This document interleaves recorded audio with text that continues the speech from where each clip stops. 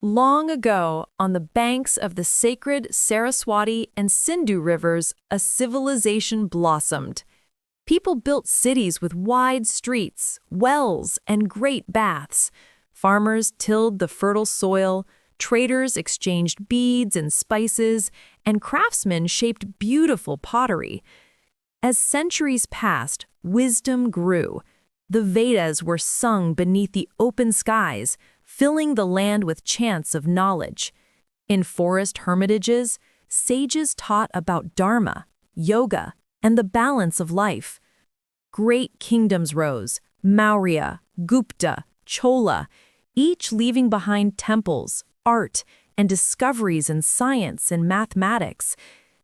India became a meeting place of ideas, where Buddhism spread peace, Ayurveda healed bodies, and scholars counted stars in the night sky.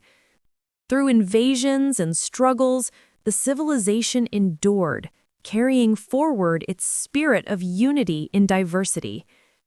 Even today, the colors of Indian civilization shine in festivals, languages, music, and traditions that have traveled across thousands of years.